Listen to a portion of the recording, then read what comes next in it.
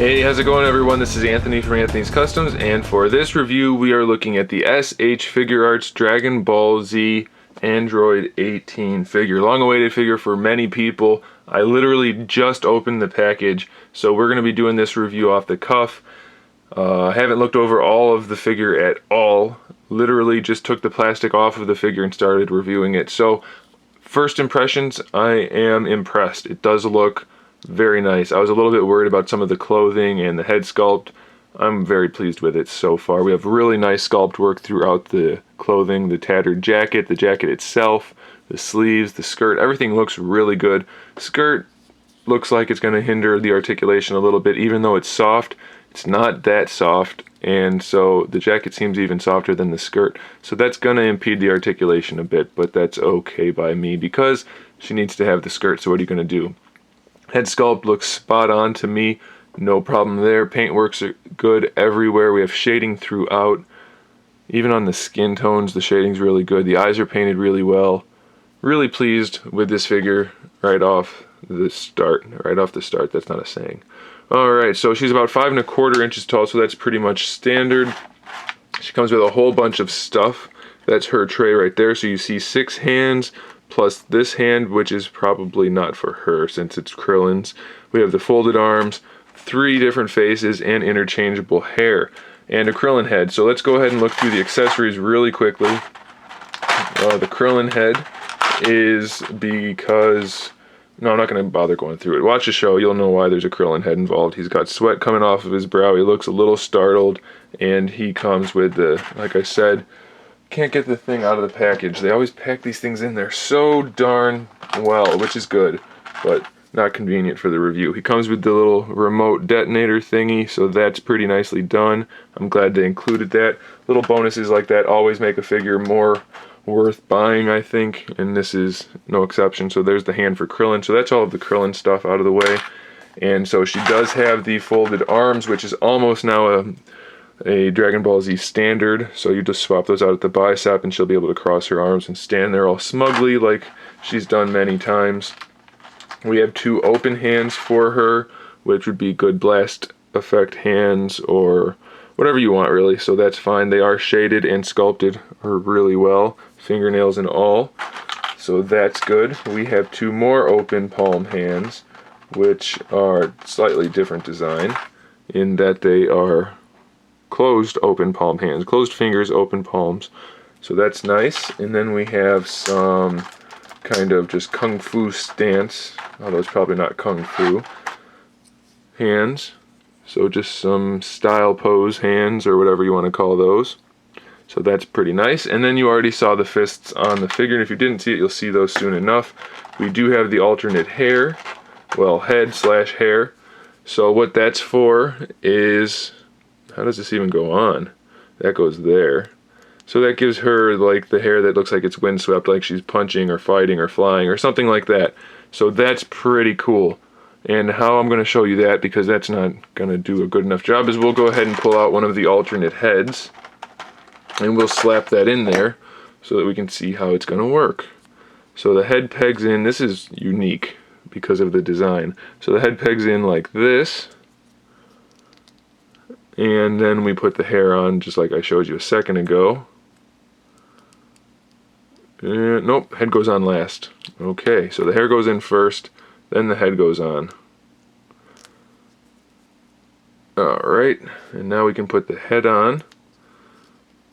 It's like a puzzle. We got 2 toys in one right here. Alright, so now it's all together. Pretty seamless, and that is a nice... I love the sculpt on that hair. They did a good job with that. That's going to make for some nice posing options. So let's look at the comparison. Straight down hair, windswept hair. There's one stern face with the eyes kind of up in their position. Here's one kind of stern face with the eyes close together. This looks like she might even be puckering, so maybe she's puckering to give Krillin a kiss on that face. This is just a standard stern face. That might be puckering. I don't know what else it could be. And then we have 2 other faces, so let's pull those out and take a look at those. They really did a good job with the paintwork on these. I'm really impressed, even for the Dragon Ball figures. So that one, she's just pretty much smiling, and for this one, she seems to be frowning a little bit like she's angry. So that's pretty good. I wouldn't have minded a little bit more diversity in the faces. They're all very, very similar. Even this kissing face, they all look a lot alike. So a little bit more diversity would have been nice, but not necessary, so that's not a problem. Let's look at the figure. So the head, ball hinge for the head itself, so it pegs into the head, pegs into the neck, and then it's a hinge on top of that. Looks like the neck is not articulated in any way. The jacket is really soft plastic, so it won't get in the way, but the way it's sculpted, you definitely can't take it off because the body does not work without it. So you can see then there the articulation for the shoulders is just a big ball peg into the torso, which allows the arm to move all the way around. And then we have a ball hinge on top of that, which actually works really well. We're going to get a pretty good range of motion out of her arm, and the jacket's not going to get in the way too much at all. The bicep swivel is underneath the shoulder. You can't even really see it due to the sculpt, but it is there, so that's nice. Then we have the hinged elbow. Not going to get much better than a 90-degree bend, which is a little unfortunate, but it's just a standard single hinge there. And then the wrist, I'm assuming is standard. Yep, standard hinged wrist. So that'll swivel in the forearm and at the hand and is hinged in between. Obviously we don't have any mid-torso joint here. We just have the one single torso joint in the abdomen, which seems to be a double ball peg. I haven't popped it apart to check. It doesn't separate. It looks like it might pop off. I guess we could just pull on it. Okay, so that's what we have. Single ball peg, and this piece seems to rock from side to side. So let's test that out in practice. Let's peg that back in. So it can rock from side to side, and it's on a single ball peg. So you're going to get the articulation you need. Not the best ab crunch in the world, but it's not horrible.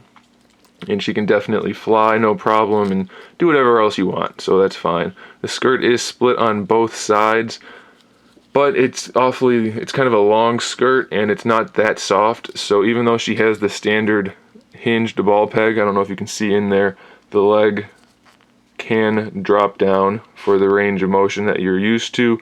Standard ball socket with the thigh swivel around that, but the skirt is going to impede it somewhat. You're going to have to play around with that to get it to work. It's not horrible. It just, the only way to make that better is to make the skirt a softer material.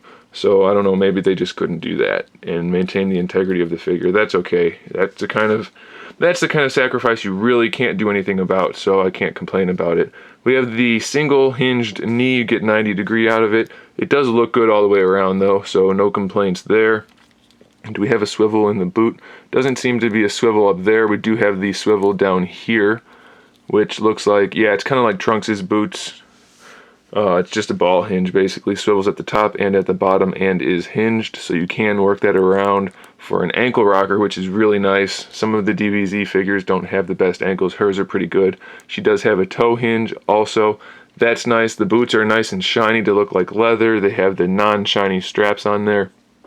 Painted very well, kind of like a satin finish for the pants, and then kind of a satin finish for the jacket and shirt, and then a flat finish for the sleeves.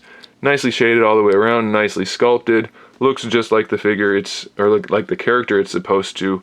Definitely a great figure, highly recommended. 100% if you're a DBZ fan, get this figure. Don't hesitate if you don't like the androids or something like that. This is a good one. Don't pass it up. And she does have the Rocket Raccoon logo. No, I'm just kidding. That'd be the Red Ribbon Army logo on her back, so they didn't really miss much. Looks pretty good to me. Buttons and everything are painted. Can't think of anything negative to say other than the skirt's a little bit stiff. That's really it. And maybe we could have got some better faces, but those are hardly complaints, just things to note. Alright guys, thanks for watching. Stay tuned for more figure reviews, custom figures, and other good stuff. And in the meantime, keep collecting.